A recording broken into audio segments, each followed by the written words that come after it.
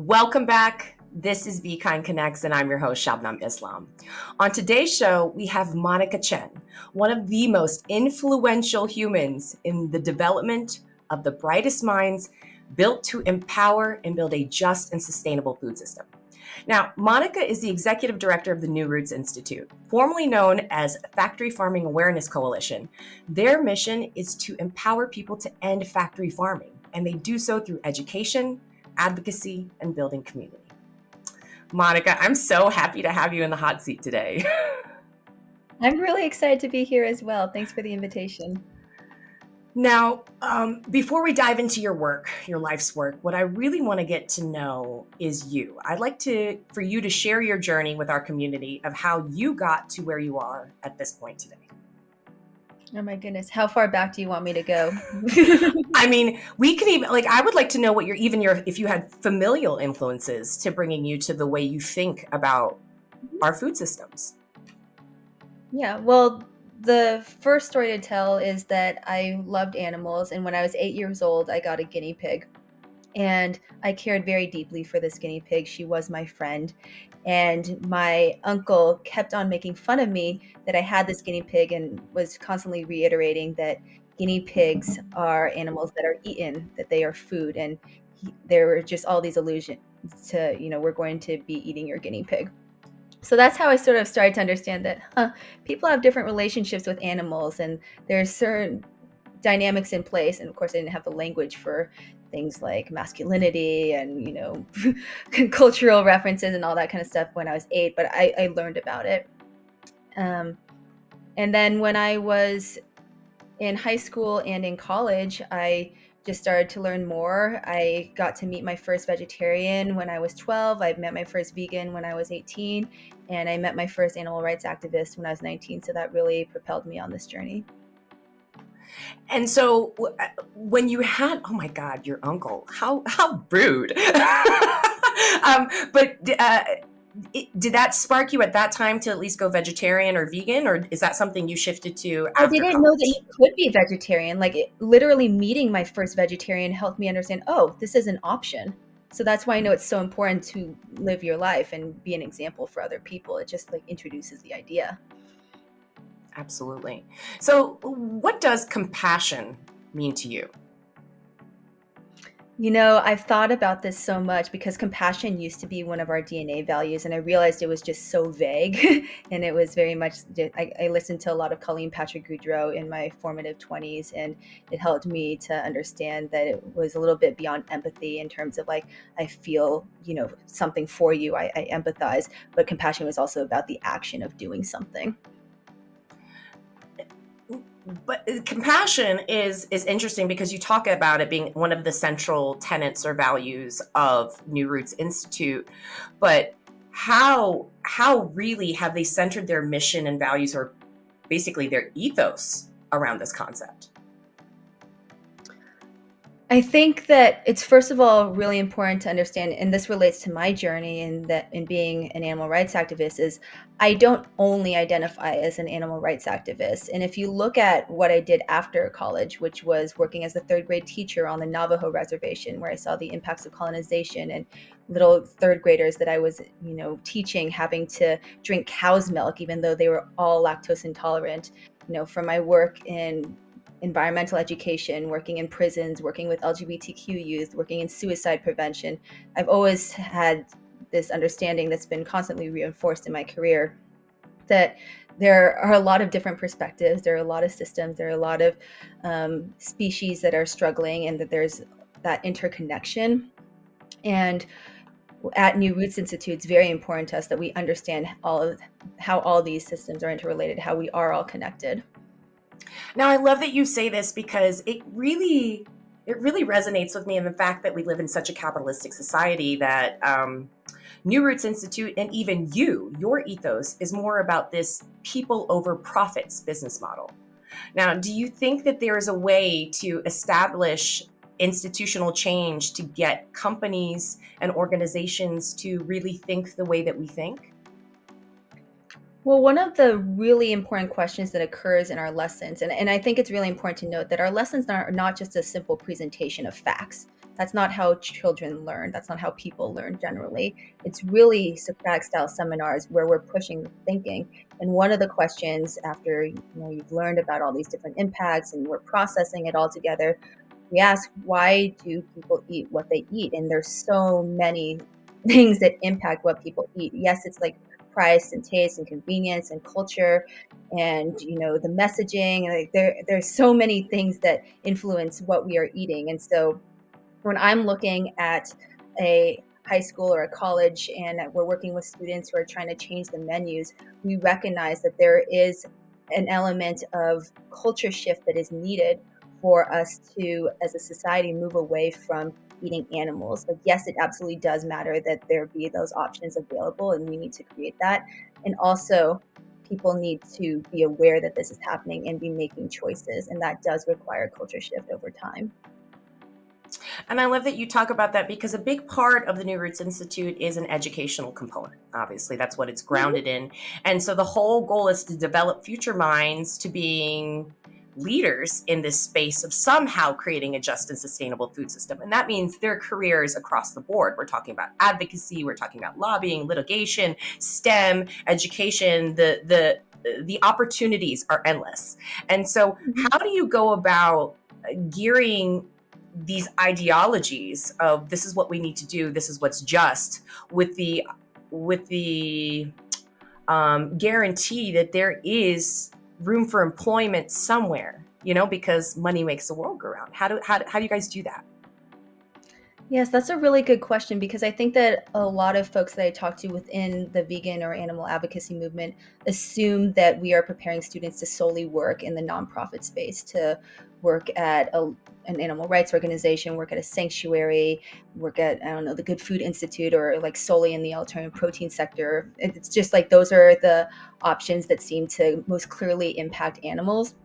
What's really important to understand is in a high school class or any high school, right? There's environmental studies, for example. There's no animal rights course. So we are going into all these different classes where the students don't necessarily have that anti-factory farming lens. And we're recruiting students who are going to be business majors, environmental studies majors, public health majors, and we need to really tailor to those students, and we need to help them recognize that each of them is uniquely positioned to create change within their communities. The animal rights movement, vegan advocacy movement, like, it's relatively small. I cannot guarantee employment at an organization like even New Roots Institute.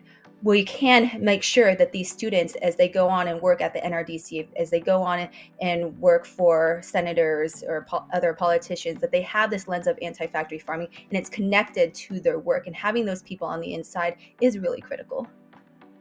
I love that. And so let's kind of jump into what's really important for the New Roots Institute right now.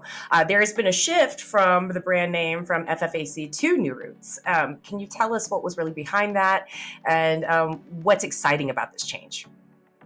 Yes. Well, the first thing to really understand about Factory Farming Awareness Coalition is that it was founded by a very recent college graduate, which is incredible. As we talk about the power of students and, people who are new in their career into this whole movement, their ability to create change is great, and that started with our founder back in 2010.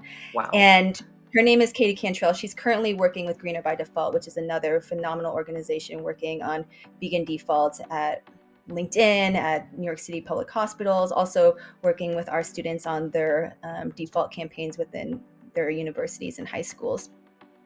So Katie started off going into all these classes at UC Berkeley, going to the co-ops, the housing situations, the clubs, and just spreading this message of how factory farming impacts animals and also relates to the areas of interest that really connected with those students, whether, again, it was Jewish studies or it was climate change, etc. And this organization has evolved really significantly since then. Something really terrible that happened in 2019 is that Katie was diagnosed with cancer. It was really scary. She was diagnosed with leukemia, and I was asked to take on the role of being executive director. And then in 2020, so just a few months later, the pandemic shut down all of our programming. We were known for going into schools and giving presentations, and that just stopped. So since 2020, we've had to really evolve as an organization. And it was really important to me that we adapt with the times, that we be thinking about how we fit into the larger movement ecology, really specifically hone in on the niche that we fill. There was a time when we were trying to do so many things, ranging from Oakland Veg Fest to MacDown to concert outreach. There were so many things, and it was really inspired by a lot of what the staff was really interested in and good at. And now we've really honed in on our model of giving these Socratic style seminars, recruiting students into our leadership program, and having those same students go back into their schools and run their advocacy campaigns and building up our alumni network. So we've really honed in on what we do. And part of our rebrand is making sure that our programming really matches that evolution with an external communications. So I'm really excited that we get to be New Roots Institute, which is also a more credible name than Factory Farming Awareness Coalition. I was actually really impressed that you said it correctly, because we're usually referred to as Factory Farm Awareness Coalition or something like that. I have to be honest. I was like Factory Farming Awareness Coalition, Factory Farming Awareness Coalition. Like I was working on the enunciation of this because I kept on getting tongue tied. But so New Roots Institute, and it really truly does embody the mission, the values of this company, because you are establishing yourselves into the ethos of what we need to be doing to move the needle forward in food systems. And so I want to actually kind of dive into like what type of educational or classroom programming is available, because you were saying, you know, it's not a teacher-centered classroom. We've realized in evidence and research is not the way to translate concepts to student learning, right? They need to be practically involved. They need to engage in the content. So what specifically are you guys kind of doing in the classroom, if you don't mind me asking? So I studied education. I have a master's in education. I've been a teacher in both formal and informal settings. And I know that the banking method of education, which is when you just recite facts and then you have the students repeat it back to you in a test, does nothing. I am a perfect product of banking education. I am great at regurgitating information, and clearly you are as well, to have succeeded so much in your academic career. And then, we forget it, right? It doesn't like stick. It's not meaningful to us.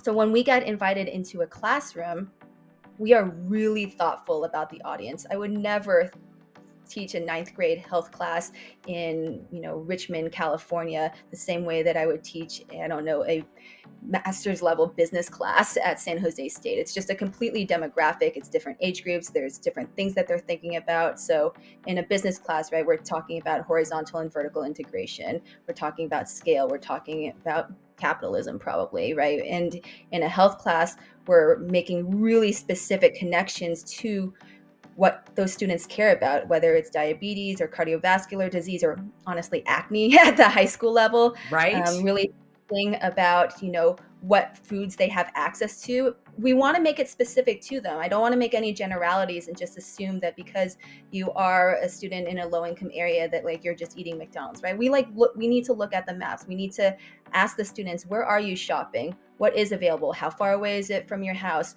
What family recipes are you eating? Is there time? What are you choosing to eat in the cafeteria? Like, it just has to be really specific to them and has to connect to what they care about. I'll often ask if they have animals in their lives and how they relate to those animals, why they care about those animals versus another animal. Like, it gets deep. It's philosophical in some ways. And I love how you differentiated between the high school and college curriculum, because I was going to ask about that. So thank you for jumping on that. But also, the fact is that you're providing these educational means in different demographics or different areas and regions of the United States.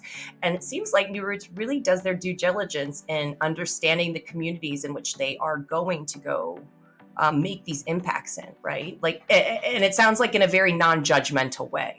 So how is it that you guys are capable of looking at places that maybe have food deserts or that are just laden with no green space, no safe space, and how is it possible to make these shifts in communities that we see so many obstacles? Yeah, I think that this has been a challenge for the animal advocacy and vegan movement in the past. First of all, our educators live in the regions that they work in. And again, I believe that each of us is uniquely positioned to create change in the communities that we are in. And it's also been really important for us to recognize that a lot of the messaging has been very difficult for people to swallow. Messaging such as "go vegan" doesn't really resonate if you don't know what it means, you don't have access to foods that are clearly labeled vegan, you don't know any other vegans as well. So we understand that connections matter. It's been really valuable. I'll be talking to teachers and they say, like, I ate this, clearly vegan food, and the students ask me about it, and so then we can have a conversation.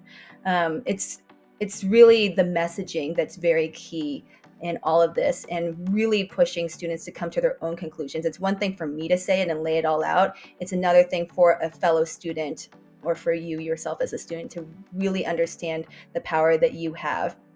And on that note, students often, especially right now, can feel very helpless. This is a generation where there's a lot of information available about how the climate crisis is going to make it so that there are wildfires, so that there's drought, and so on.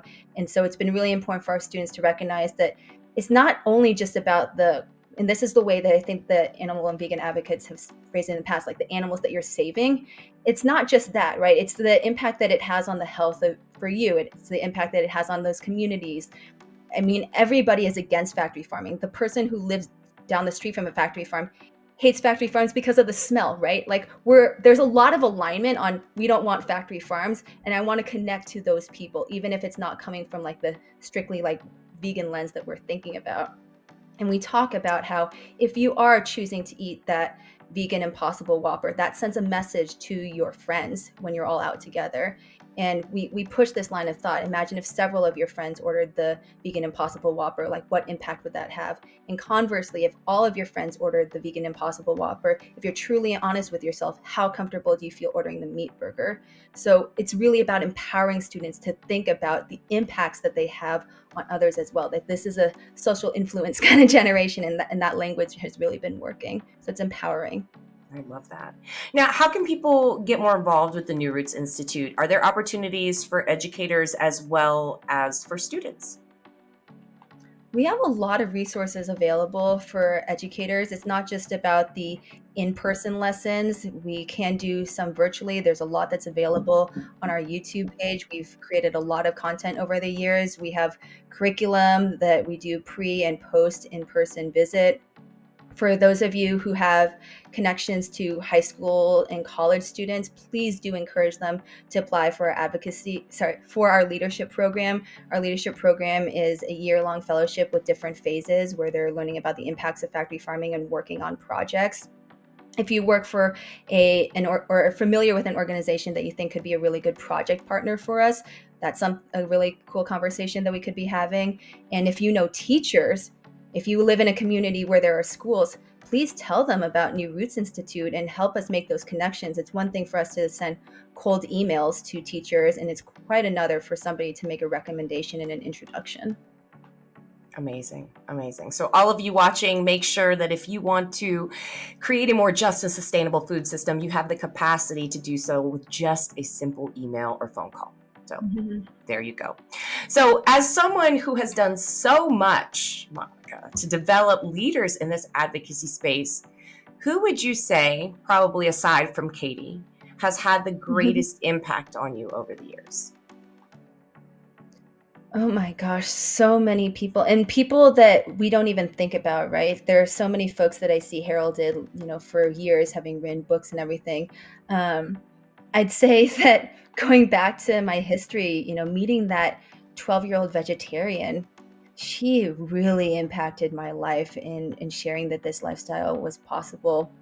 That 18-year-old that I first met when I was in high school, who showed me that it's possible to consume plant-based milks and not dairy milks, and not die. I mean, that was hugely impactful as well. I want to recognize these people because Yeah. these are the people that we forget about because they haven't written books and, are not always like speaking on a podium. Um, and I also really recognize I have great respect for everybody who's sort of made this possible for me. I know that there's sometimes a lot of discussion, and for valid reasons as well, around infighting in the animal rights movement. And also, there are so many people who've made it possible for me to be able to do this work. There's so many ways in which I don't feel that I was like culturally prepared to be an executive director, where I had to learn so much about how all these impacts are interconnected. So I absolutely do credit many organizations and the fellow executive directors that I have the opportunity to communicate with. Not all heroes wear capes. So, Monica, what major goals do you have, both personally and professionally, to achieve in the next 5 years? Well, I think that we are really being given a lot of opportunities at this point, and now I think it's time for us to just deliver. I think that the fellowship program has incredible potential to serve as a recruiting ground for not just the animal rights movement, but for us to, again, have people with that anti-factory farming lens connected in, pulling on all the policy levers, making changes happen in corporations. Like, we need those people. And in 5 years, I fully expect that our alumni network will be further built out, where the alumni will really be able to powerfully support each other and mentor each other. So I'm excited about that. I'm also looking for more coordination in the animal rights and vegan advocacy space. It has become really clear to me that the system around nonprofits has really pushed a lot of nonprofits to try and employ a lot of strategies and basically do everything. I don't think that that's really what we want to be doing, especially because there's so much awareness of the limited funding that's available in our movement and the limited capacities that we have. So I'm really looking forward to more coordination with the other organizations in our movement. So if we can reach 50,000 students this year, I want to make sure that the students that we're reaching and the high schools and colleges that we're reaching is also connecting to the work of other organizations and some larger policy goals. That's So, for beautiful. example, in New York City, right, there are certain initiatives that came from the mayor.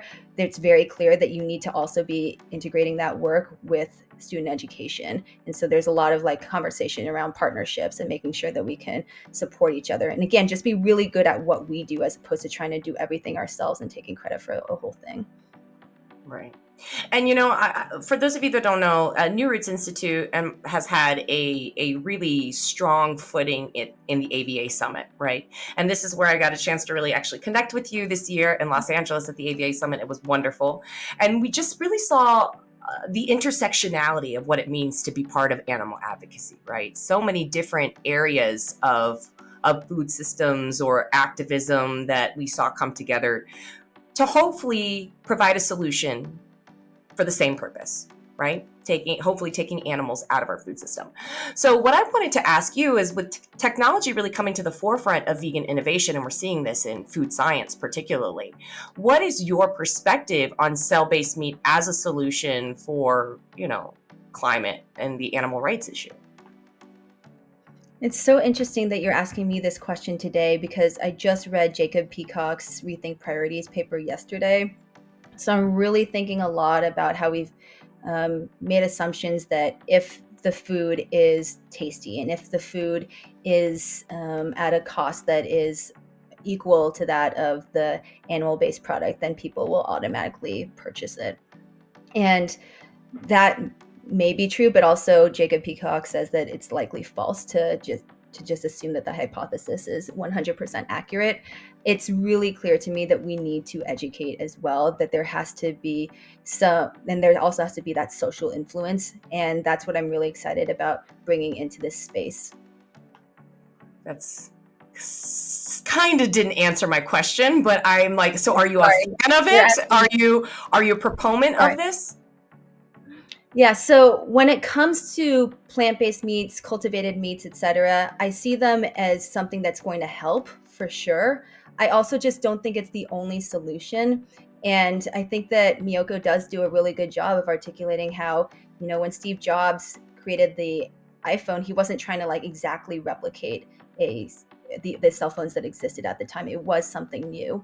So there is an argument to be made that we don't just have to be replicating the products that currently exist. There are certainly people who will choose to purchase those products, And also, it's not the only solution, because I have found, in many scenarios at the universities and their studies that Jacob Peacock references, where just like having something available in the cafeteria, where you assume that because it's accessible, you've already swiped, and you can choose the vegan impossible option or beyond option or the meat option. People are still choosing the meat option. Right. So I really want to make sure that like those conversations around health come into play, right? That those conversations around social influence come into play. And we make that connection of, is this truly lessening animal agriculture, big ag? Right now, we've seen that with the increase in cell-based meat, we've still seen a double-fold increase in the production and consumption of traditional animal agriculture, meat and dairy. So we need to see the better relationship that is created between the development of cell-based meat and the reduction of animal production, I right? mean, everybody I talk to is, excited in this moment, but also feeling pretty despondent to know that after all of this effort over decades now, per capita animal product consumption has increased. And I say again, per Right. capita, right? Not just overall, because there's more human beings. And there are still in the United States 10 billion farmed animals, excluding fish, right? 70 billion worldwide. So the number is intense. And I'm really interested in thinking about metrics that measure that culture shift around Mm-hmm. how we are going to get us to the point where, as a society, we can think about what it takes for us to no longer be eating animals. And that's not just around like what products are available in terms of cultured meat and plant-based meats, which again are definitely something that I'm considering. I'm trying to think about how are we going to measure impacts over time in terms of culture in media? How are we going to see more vegan characters on television, where veganism is not like their strange, quirky thing, and it's just like they are there, they exist. I'm thinking about the newspaper headlines that cover animal agriculture in mainstream papers, right? I'm thinking about what's available in the high schools and colleges as the defaults, and the policies that make it so that students can choose to drink water or plant-based milks, and dairy milk isn't the only option. Like there's so many things that we can be pushing for that reflect that culture shift. And so then it's not just like, well, per capita meat consumption is just increasing and like there's no hope. And that's a very interesting point you make, because as vegans, we know that the shift to completely veganizing the world is probably a far reach, right? We're still going to be dealing with people that want to consume meat and dairy. And so there's always this argument for shifting away from big ag, and going towards more like the mom and pop farming, and being, there are lots of advocates and proponents in the science of regenerative agriculture. Now, as the New Roots Institute is filled with facts and information, I've seen some differing information on the effectiveness and sustainability of regenerative agriculture. And so, what's your viewpoint on this? Oh, we should be very critical. Very, very critical. I think that the main thing that I want to emphasize and why we have focused so much on factory farming is partially because I take a lot of inspiration from the movement for marriage equality. I think that they were able to focus on very specific campaigns. Did the people who worked on this believe that just because gay people could get married, that all of a sudden all homophobia would go away? No, right? Like that still exists, but it has helped. It has normalized things. I believe that factory farming, given the scale, is the worst possible thing that we can be doing as a species. And that if in my lifetime, right, we can just be like working on that campaign in coordination with a lot of other organizations, not just in the animal rights movement, but adjacent as well, that just like if we could get rid of factory farming, that would be like a huge impactful thing, not exactly akin to gay people being able to marry, but like a very specific campaign that has this ripple effect. So that's why I choose to focus on it so much. This is not me then saying that regenerative agriculture is a solution or, all the time, or that, that I criticize all the labels, of course, because that's That's something that comes up all the time in classrooms, and we do want to be able to educate students about those labels so they can be making informed decisions. But I just wanted to be really clear on why we feel like we have to focus so much on factory farming. We want to leverage all the allies that we can. And so we can say that New Roots will consider it a win if we can break up the big five. If we can eliminate the JBS, the Tysons, the Cargill, and shift people to a more and put the cost where it needs to be. If you want to buy a grass-fed beef, it should cost you significantly more than it currently does because we subsidize so much of this through big ag that the consumers should really see the price tag, because we know that will limit what people consume. If they can't afford it, they can't have it. We have conversations about this, and it relates to equity as well. I was giving a lesson relatively recently, and some students, and this was in Berkeley, California, they said, "Hey, I think I really want to be able to get like the best eggs possible. Is that Mm-hmm. possible? What is the truest, freest, rangiest eggs possible?" I'm like, look, you can go to farmer's market, and it's probably going to cost you $12 for a dozen eggs, and you will be able to ask the farmer, and because it is so expensive compared to what's in a grocery store, they will say, come on over to my farm. And that there can be some of that transparency. It's also not really scalable. How many of you are actually able to go to that farmer's market? How many people do you know are going to be able to do that? Because, raising chickens in your backyard, at least in California, it has sort of become like this thing that, a lot of urban homesteaders are promoting. And I asked them, like, say you've got, 5 chickens, you're getting like maybe 3 eggs per day or something like that. Is that enough to supply Trader Joe's or Whole Foods or any other store that, has humane eggs? And they're like, no, it's not. So really thinking about scale actually is helpful in this entire conversation, to your point. Yeah. Well, I mean, I swear, Monica, you and I could sit here and talk for hours regarding all of this information. You're so bright, you're so intelligent, you're so willing to give. And that is why I feel like this has been one of the absolute best interviews we've had with Econ Connects. Thank you so much. Thank you so much for the work that you all are doing. I'm really grateful to the listeners as well. Please do reach out to me.